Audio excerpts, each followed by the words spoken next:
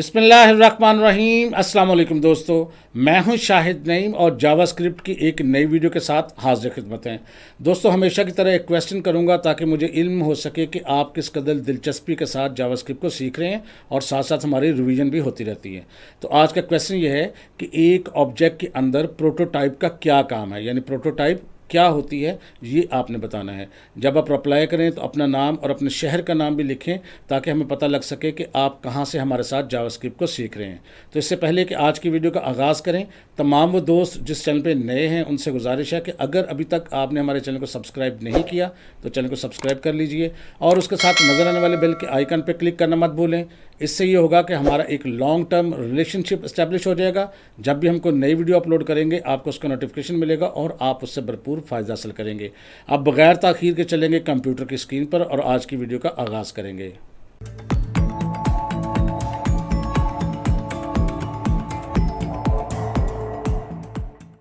तो दोस्तों, अब हम बात करेंगे जावास्क्रिप्ट के अंदर क्लासेस की, कि क्लासेस क्या होती हैं और कैसे इस्तेमाल होती हैं। तो सबसे पहले दोबारा देखते हैं, पहले हम देख भी चुके हैं लेकिन दोबारा समझ लेते हैं कि क्लास होती क्या है। बहुत मुख्तसर अल्फाज में अगर इसको कहें तो in JavaScript a class is a blueprint. Blueprint क्या होता है? एक नक्शा होता है, एक सांचा होता है, एक प्लान होता है फॉर क्रिएटिंग मल्टीपल ऑब्जेक्ट्स, जिनकी मदद से हम बहुत सारे ऑब्जेक्ट्स क्रिएट कर सकते हैं। और मैंने आपको एग्जांपल पहले भी दी थी और दोबारा भी देता हूँ। फॉर एग्जांपल, एक ऑर्गेनाइजेशन है, एक फर्म है जो कार बनाती है और उस कार के लिए उसने पूरा एक प्लान मरतब किया है कि इसका जो विड्थ क्या होगी, इसकी हाइट्स क्या होगी, कार की कलर क्या होगा, खिड़की का क्या साइज़ होगा, वगैरह वगैरह। तो इसको हम क्या कहते हैं? ब्लूप्रिंट है, ताकि इसके मुताबिक वो कारें बना सके। तो ये जो स्ट्रक्चर बनाएगा, जो प्लान बनाया जाएगा, उसको हम कहेंगे ये हमारी क्लास है जावास्क्रिप्ट के अंदर। यानी ऑब्जेक्ट्स को बनाने के लिए जो हम एक स्ट्रक्चर तैयार करेंगे, एक प्लान तैयार करेंगे, वो हमारा क्लास कहलाएगा। और जब वो प्रोडक्ट बन जाएगी, यानी हम उसके ज़रिए ऑब्जेक्ट बना लेंगे, जैसे कि गाड़ी का प्लान आपको नज़र आ रहा हो, जब एक्चुअल गाड़ी जब बन जाएगी तो वो हमारा ऑब्जेक्ट है। तो जो उसका ब्लूप्रिंट होता है, यानी जो प्लान होता है, किसी स्ट्रक्चर को बनाने का जो प्लानिंग या आइडिया होता है, उसको हम कहते हैं क्लास। और जब फाइनल प्रोडक्ट बन जाती है, जिसके ज़रिए हम एक से ज़्यादा प्रोडक्ट्स बना सकते हैं, यानी उसी चीज़ को मद्देनज़र रखते हुए काफ़ी सारे प्रोडक्ट्स बना सकते हैं, तो वो हमारा ऑब्जेक्ट होगा। बिल्कुल यही मेथड इस्तेमाल होगा हमारा जावास्क्रिप्ट के अंदर कि हम एक क्लास जो है वो डिफ़ाइन करेंगे जिसके ज़रिए हम बहुत सारे ऑब्जेक्ट्स बना सकते हैं। तो सबसे पहले यहाँ पर एक और चीज़ देखते हैं कि सिंटैक्स क्या है। इसको अब ज़रा गौर से समझ लें कि क्लास को डिक्लेयर करने का, बनाने का सिंटैक्स क्या है। पहले इसका सिंटैक्स थोड़ा सा लंबा है लेकिन पहले मैंने इसको शॉर्ट समझाना है आपको, ताकि आपको समझ आ जाए। फिर हम उसको थोड़ा सा डिटेल में भी देख लेते हैं, क्योंकि पढ़ना हमने एडवांस लेवल तक ही है। तो तरीकाकार ये होता है कि सबसे पहले आपने लिखना है क्लास और उसके बाद क्लास का नेम जो आपका दिल चाहता है वो लिख लें। उसके बाद करली ब्रैकेट्स आएंगी। करली ब्रैकेट्स में इसके दो हिस्से होते हैं। पहला हिस्सा कहलाता है कंस्ट्रक्टर और दूसरा आप उसके अंदर अपनी मर्ज़ी के मेथड्स जो हैं या फंक्शन जो हैं वो डिफ़ाइन कर सकते हैं। यानी हर एक जो भी आप क्लास बनाएंगे, नाम उसका अपनी मर्ज़ी से रखेंगे, लेकिन उसके शुरू में क्लास लिखना होगा। और उसमें दो चीज़ें होंगी, एक है कंस्ट्रक्टर। कंस्ट्रक्टर क्या है अभी थोड़ी देर में बात करते हैं। और एक है क्या है, आपका मॉड्यूल हो सकता है, आपका मेथड हो सकता है, आपका फंक्शन हो सकता है, जिसके अंदर आप कोई भी काम करवाएं। वो एक भी हो सकता है, वो दो भी हो सकते हैं, जितनी आपको ज़रूरत पड़े वो कर सकते हैं। अब थोड़ा सा इसको डिटेल में देखेंगे। कंस्ट्रक्टर को मैंने रेड कलर में यहाँ मेंशन किया है और जो आप खुद मेथड लिखेंगे यानी फंक्शन लिखेंगे वो मैंने ब्लू में किया। अगर इसको डिटेल में थोड़ा सा ले जाएँ तो क्लास का नाम मैंने ब्लैक में रखा हुआ है। अब जो कंस्ट्रक्टर था, कंस्ट्रक्टर के अंदर आप पैरामीटर्स दे सकते हैं। कैसे देंगे, क्यों देंगे, ये अभी हम देखेंगे। आप बिल्कुल भी परेशान ना हो, बिल्कुल आपको समझ आराम से आ जाएगी।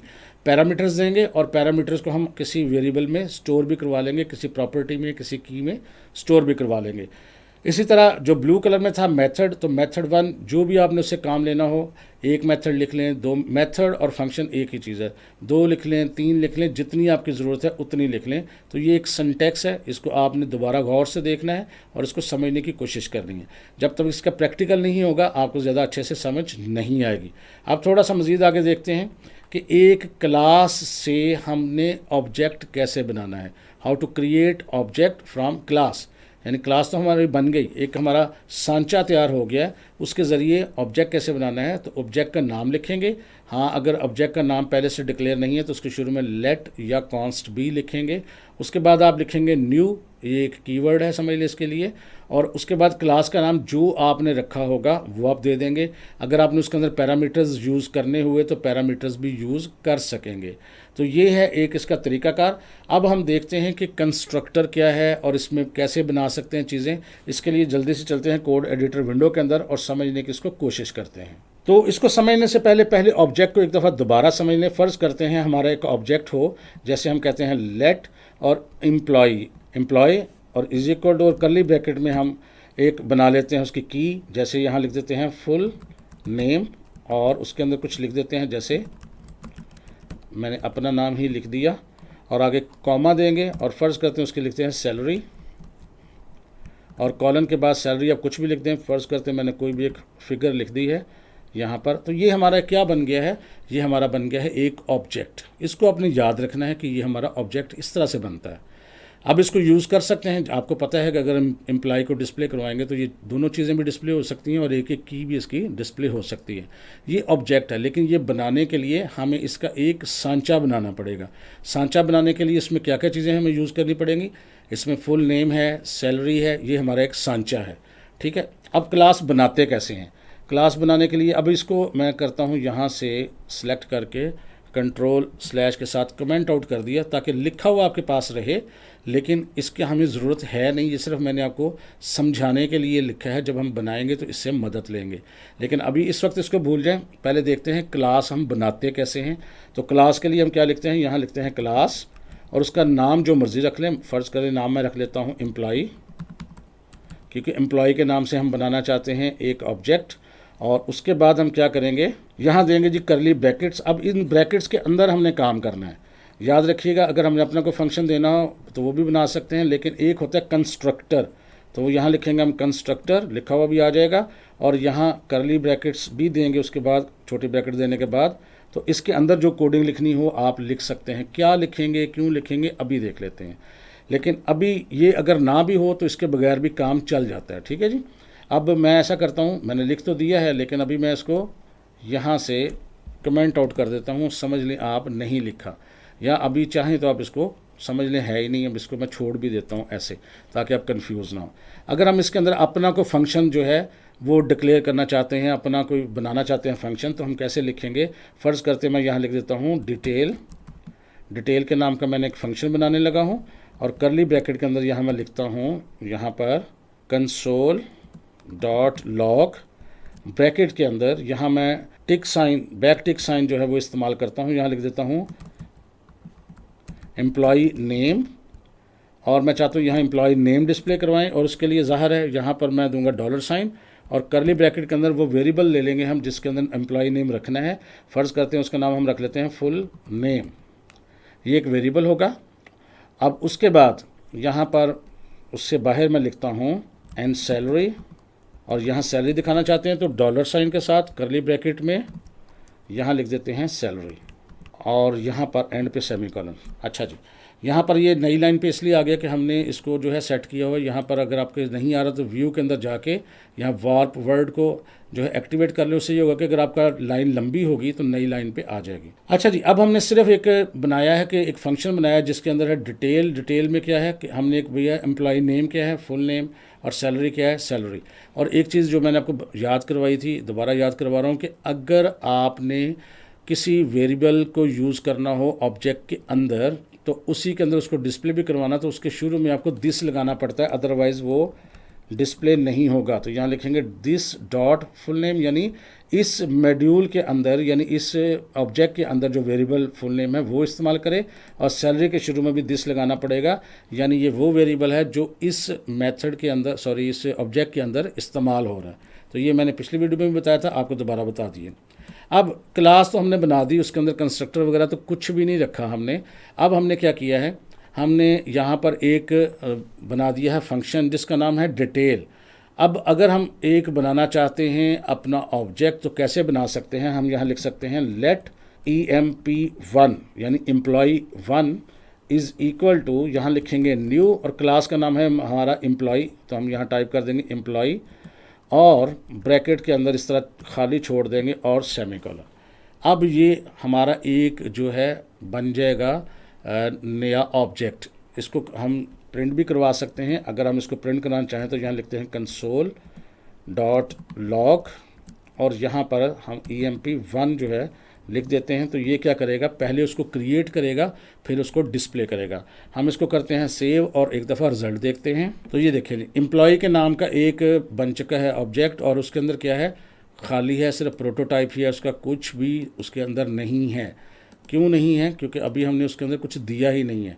हाँ, अगर हम यहाँ पर लिखते हैं emp1 डॉट डिटेल और यहाँ पर यानी डिटेल हमने ऊपर फंक्शन बनाया था ना क्लास के अंदर, तो वो इसका हिस्सा बन चुका है। अगर हम इस पर एंटर प्रेस करते हैं तो वो कहता है एम्प्लॉय नेम अनडिफाइंड, क्योंकि एम्प्लॉय नेम तो है नहीं, और सैलरी क्या है अनडिफाइंड, क्योंकि सैलरी भी नहीं है। अब आप चाहें तो इसको नाम और सैलरी असाइन कर सकते हैं। वो कैसे करेंगे, आप फ़र्ज़ करते हैं यहाँ पर हम इसको डिस्प्ले करवाने से पहले हम चाहते हैं कि हम emp1 के अंदर जो फुल नेम है उसके अंदर कोई नाम चला जाए। तो हम यहाँ लिखेंगे emp1 dot full name is equal to, और यहाँ मैं लिखवा देता हूँ अपना नाम, या कोई भी आप लिखवा सकते हैं, वो आपकी मर्ज़ी है।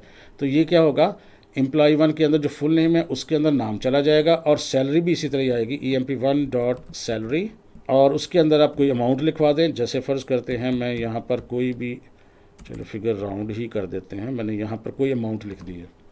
अब हम देखते हैं कि क्या फ़र्क आता है। सेव करके रिजल्ट देखते हैं। देखिए एम्प्लॉय तो नज़र आ रहा है, उसके अंदर अब नाम भी नज़र आ रहा है, सैलरी भी नज़र आ रही है।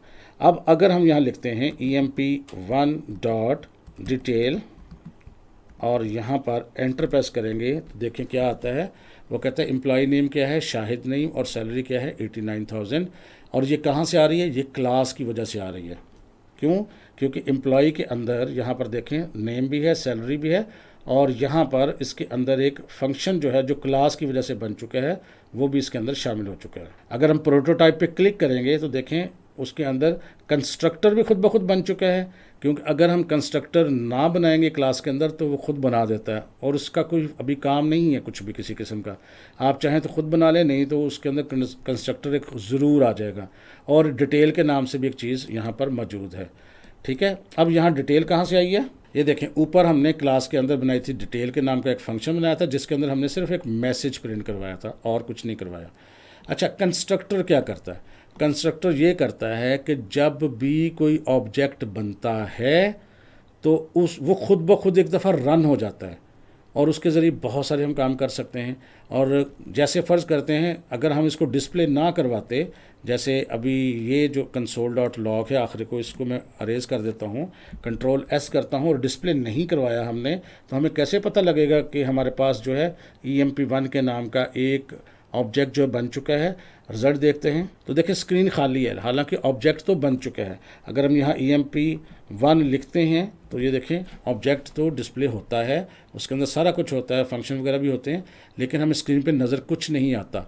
अगर हम चाहते हैं कि जब हम एक नया एम्प्लॉय या नया ऑब्जेक्ट बना लें तो हमें एक ऑटोमेटिकली मैसेज भी डिस्प्ले हो, तो उसके लिए फिर हमें कंस्ट्रक्टर का सहारा लेना पड़ता है। कैसे करेंगे, हम यहाँ ऊपर लिख देते हैं जी, थोड़ा फासले पे दे के लिखते हैं जी कंस्ट्रक्टर, और यहाँ छोटी ब्रैकेट वगैरह दे के करली ब्रैकेट के अंदर इसकी कोडिंग करनी होती है, और इनके दरमियान आखिर पे कॉमा देने की ज़रूरत नहीं है। क्लास के अंदर आप जब ऑब्जेक्ट बनाते हैं तो फिर ज़रूरत होती है। तो यहाँ अगर मैं लिख देता हूँ console dot log new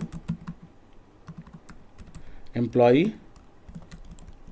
created, ये एक मैंने अपनी मर्ज़ी का मैसेज जो है वो डिस्प्ले करवा लिया, और मैंने कहा है कि जब भी कोई एम्प्लॉय क्रिएट हो, नया ऑब्जेक्ट क्रिएट हो, तो वहाँ पर वो उसको हमें मैसेज डिस्प्ले करवा दे। तो अब क्या करेंगे, एक दफ़ा चेक करते हैं इसको। आप देखें रिज़ल्ट में आ रहा है न्यू एम्प्लॉय क्रिएटेड, यानी उसने खुद ब खुद मैसेज दिया। इसका मतलब ये हुआ कि जब भी कोई एम्प्लॉय क्रिएट करेंगे हम, तो खुद ब खुद मैसेज जो है वो कंस्ट्रक्टर से हमारे सामने आएगा। यानी कंस्ट्रक्टर एक ऐसा मेथड होता है, एक ऐसा फंक्शन होता है, जब भी कोई नया ऑब्जेक्ट बनता है वो खुद ब खुद रन हो जाता है। अब फ़र्ज़ करते हैं यहाँ पर हम एक और एम्प्लॉय बनाना चाहते हैं, उसके लिए क्या करेंगे, अब यहाँ नीचे लिखेंगे जी लेट और emp2 यानी employee 2 is equal to new का लफ्ज़ यूज़ करेंगे और क्लास का नाम जो कि एम्प्लॉई है, एम्प्लॉय लिख के यहाँ ब्रैकेट्स दे देंगे और आखिर पे सेमीकोलन। अब ये दो एम्प्लॉयज़ जो हैं हमारे क्रिएट हो गए हैं, EMP1 और EMP2। कंट्रोल S करते हैं, रिजल्ट देखते हैं। ये देखें 2 दफ़ा मैसेज प्रिंट हुआ, इसका मतलब 2 आ चुके हैं। अगर हम यहाँ EMP1 लिखते हैं तो EMP1 आ जाता है, अगर EMP2 लिखते हैं तो EMP2 आ जाता है। लेकिन EMP2 के अंदर ना तो अभी हमने किसी का नाम डाला है और ना ही उसकी सैलरी डाली है। अब अगर नाम और सैलरी डालना हो तो फिर हमें दोबारा यहाँ से करना पड़ेगा, EMP2 dot full name is equal to, जैसे मैं यहाँ लिख देता हूँ मोहम्मद सलीम, मैंने लिख दिया, नाम कुछ भी लिख दिया, और यहाँ लिखता हूँ EMP2 डॉट सैलरी और इक्वल टू कुछ भी सैलरी लिख दें जो आपका दिल चाहता है, ये मैंने लिख दी। अब करेंगे तो दोनों जो हैं उनके अंदर वैल्यूज़ आ चुकी होंगी। अब यहाँ देखिए अगर हम लिखते हैं EMP1 तो देखिए वैल्यूज़ आ रही हैं, अगर हम लिखते हैं EMP2 तो वैल्यूज़ आ रही हैं। तो इसका मतलब है हम वैल्यू असाइन कर चुके हैं और जो फंक्शन इसको असाइन हुई वो भी रन हो रहा है। लेकिन प्रॉब्लम ये है कि अगर हमने यहाँ पर 10 एम्प्लॉयज़ बनाने तो क्या 10 दफ़ा हमें इतनी सारी लिखनी पड़ेंगी चीज़ें और इतना कुछ करना पड़ेगा। ये देखें बिल्कुल, इसको अगर देखें तो ऊपर ये जो मैंने कमेंट आउट किया था एम्प्लॉय लिखा था, फुल नेम, सैलरी, अगर हमने इसके अंदर और चीज़ें डालनी होती तो वो भी डाल सकते थे। लेकिन क्या हमने एक एम्प्लॉय तो क्रिएट कर लिया था। अगर 2, 3, 4, 10, अगर एक फ़र्ज़ करते हैं कि एक्सी फैक्ट्री है जिसके अंदर 500 एम्प्लॉय काम करता है तो क्या 500 दफ़ा हमें लिखना पड़ेगा? नहीं।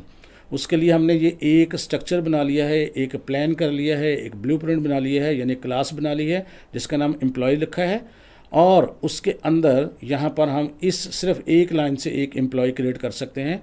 और ये जो इतना लंबा लिखा है EMP डॉट फुल नेम, ये ऐसे नहीं लिखेंगे हम, ये एक शॉर्ट तरीका भी है, वैसे लिख लेंगे। पहले फ़िलहाल मैं इसको यहाँ से ख़त्म कर रहा हूँ, ये देखें, और यहाँ इसको भी मैं ख़त्म कर रहा हूँ, ये देखें। अब हम क्या करेंगे, ये जो तरीकाकार समझने आप गौर कीजिएगा। जैसे एम्प्लॉय बनाना होता है ना, एम्प्लॉय का उसका स्ट्रक्चर बनाना होता है जैसे फुल नेम, तो हम क्या करते हैं, हम अपने कंस्ट्रक्टर के अंदर जितने भी उसके अंदर आपने कीज़ बनानी हो उसके वेरिएबल्स यहाँ लिख देते हैं। कंस्ट्रक्टर के अंदर हमने 2 बनानी है तो हम लिखते हैं फुल नेम और कॉमा सैलरी, तो ये 2 चीज़ें हमने लिख दी हैं, ठीक है जी।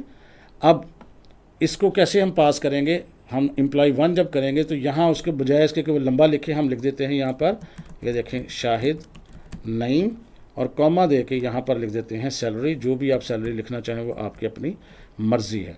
ये शाहिद नईम कहाँ ट्रांसफ़र हो जाएगा, फुल नेम के अंदर, सैलरी कहाँ ट्रांसफ़र हो जाएगी, लेकिन ये इसके अंदर चला गया। अभी इसके अंदर कीज़ नहीं हमने बनाई जिसके अंदर ये चीज़ें स्टोर होंगी, वो कैसे बनानी है। और दूसरे के साथ भी हम इसी तरह पास करेंगे, जैसे यहाँ पर लिख देते हैं मोहम्मद सलीम और कॉमा, और इसकी सैलरी हम लिख देते हैं बंदे की कोई 80,000, ठीक है जी। ये हमने 2, अब देखिए इतनी लंबी लाइनें लिखने के बजाय हमने 2 लाइनों में काम कर लिया है।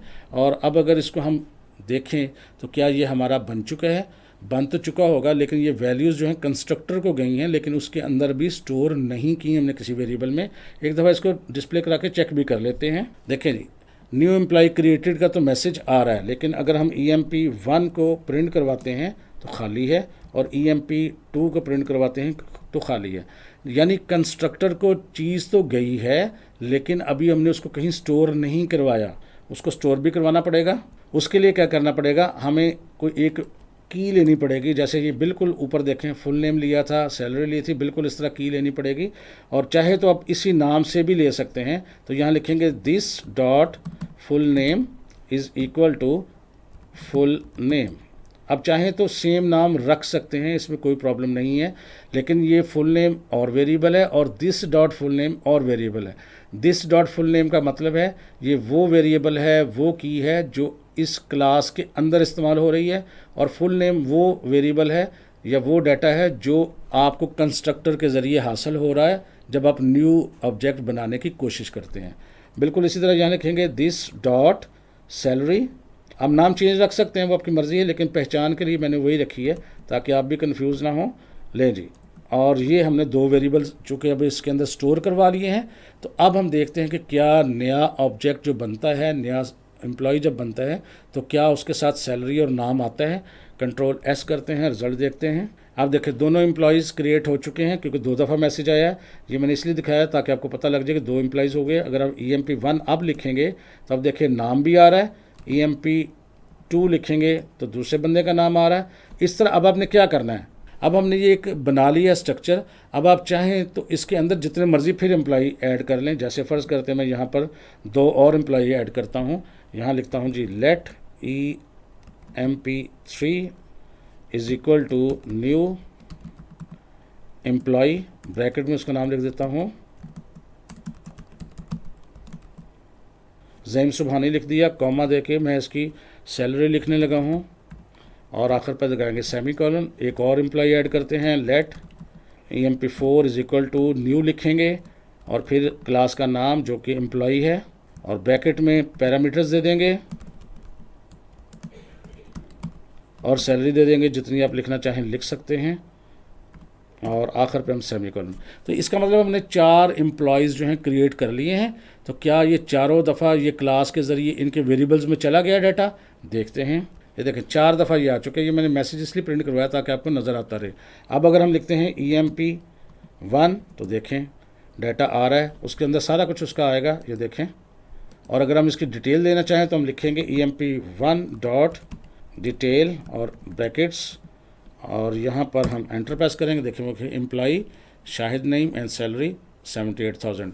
अगर हम कहते हैं EMP4 डॉट डिटेल और यहाँ ब्रैकेट्स देते हैं, आप देखें वो देखें एम्प्लॉई 4 साद नईम सैलरी 50,000। अगर हम लिखते हैं EMP2 डॉट डिटेल और ब्रैकेट्स और एंटर तो वो देखिए एम्प्लॉय 3 का जितने एम्प्लॉयज़ हैं सब का डाटा हमारे पास यहाँ पर आ रहा है, जिसकी डिटेल आप बता रहे हैं कि एम्प्लॉय नेम फ़लाँ है और उसकी सैलरी फ़लाँ है। अगर आप चाहें तो इसके अंदर मज़ीद कीज़ भी डाल सकते हैं। फ़र्ज़ करते हैं आप चाहते हैं कि इसका डेजिग्नेशन भी दें या इसकी पोजीशन भी दें, तो यहाँ पर हम क्या करते हैं कंस्ट्रक्टर के अंदर कॉमा दे के जितने आप चाहें पैरामीटर पास कर सकते हैं। तो कॉमा दे के आप यहाँ लिख देते हैं पोजीशन और यहाँ पर सिर्फ आपको सिर्फ एक चीज़ लिखनी है, this dot position is equal to position. चले जी, अब आपने लिख लिया। अब यहाँ पर जब एम्प्लॉय नेम बनाएंगे नया तो यहाँ साथ उसका लिख देंगे मैनेजर, जो भी आप लिखना चाहते हैं वो लिख सकते हैं, कॉमा दें डिज़ाइनर, नेक्स्ट पे हम लिख देते हैं डेवलपर और कॉमा दे के नेक्स्ट पे हम लिख देते हैं सेल्समैन। तो जो भी आप लिखना चाहते हैं लिख दें। अब अगर आप चाहें कि डिटेल के अंदर भी इसको शामिल करना है तो सैलरी के अंदर लिख देते हैं employee name full name, salary salary and he is, आगे उसका लिख देते हैं यहाँ डॉलर साइन के दिस डॉट पोजीशन। ठीक है जी, अब हम सेव करते हैं, रिज़ल्ट देखते हैं एक दफ़ा। अब अगर हम करते हैं EMP2 डॉट डिटेल तो क्या प्रिंट होगा? देखें employee name Mohammad Salim and salary 80,000 and he is designer. इसी तरह अगर हम लिखते हैं EMP3 डॉट डिटेल और यहाँ एंटर प्रेस करते हैं तो EMP3 उसने कहा कि ये ज़ैम सुबहानी है, सैलरी इसकी 90,000 है और ही इज़ अ डेवलपर। तो इस तरह आप सब जितने भी हैं उनका देख सकते हैं। EMP1 करेंगे उसका भी डाटा आ जाएगा आपके सामने, EMP2 करेंगे उसका भी आ जाएगा। तो सब लोगों का यहाँ डाटा जो है आसानी से देखा जा सकता है क्योंकि ये इतने ऑब्जेक्ट क्रिएट हो चुके हैं। तो इस तरह हम ना सिर्फ ऑब्जेक्ट क्रिएट कर सकते हैं बल्कि कंस्ट्रक्टर के ज़रिए उसको ऑटोमेटिक रन करके कोई मैसेज भी प्रिंट करवा सकते हैं। कोई आप उसको पैरामीटर असाइन करके उसको आराम से पैरामीटर्स को भी स्टोर करवा सकते हैं और जितने आप चाहें ऑब्जेक्ट जो हैं एक क्लास की मदद से बना सकते हैं। तो मैं उम्मीद करता हूँ आपको समझ आ गई होगी कि क्लास की मदद से हम ऑब्जेक्ट कैसे बनाते हैं। सिंटैक्स भी आपके सामने है। इसी तरह मैंने आपको बताया था कि कंस्ट्रक्टर क्या है, उसको समझ भी लें, आपने समझ तो लिया होगा। The constructor is a special method in a class, यानी कंस्ट्रक्टर जो है एक स्पेशल मेथड है। मेथड और फंक्शन एक ही चीज़ है, क्लास के अंदर स्पेशल मेथड है। और याद रखें जब हम इसको नहीं देते तो भी काम चल जाता है और वो खुद ब खुद क्रिएट कर देता है। इट इज़ ऑटोमेटिकली कॉल्ड, ये ऑटोमेटिकली चल पड़ता है। कॉल्ड से मुराद चल पड़ना, रन हो जाना, एग्जीक्यूट हो जाना। When a new object is created from the class using the new keyword, यानी न्यू कीवर्ड के ज़रिए जब हम कोई नया ऑब्जेक्ट बनाते हैं तो ये ऑटोमेटिकली जो कंस्ट्रक्टर वाला मेथड है वो रन हो जाता है। और उससे हम क्या क्या फ़ायदे हासिल कर सकते हैं ये अभी हमने देख लिया है। तो दोस्तों आज के लिए इतना ही। मैं उम्मीद करता हूँ इसकी समझ आपको आ गई होगी कि क्लासेस क्या हैं और कंस्ट्रक्टर क्या है। इसकी मज़ीद कुछ चीज़ें आगे डिटेल में एडवांस लेवल पर पढ़ेंगे नेक्स्ट वीडियो के अंदर। अगर आपको वीडियो अच्छी लगी है तो इसको लाइक कीजिए और शेयर कीजिए। इंशाअल्लाह ताला दोबारा मुलाकात होगी कुछ नई चीज़ों के साथ। तब तक के लिए इजाज़त दीजिए। अल्लाह हाफिज़।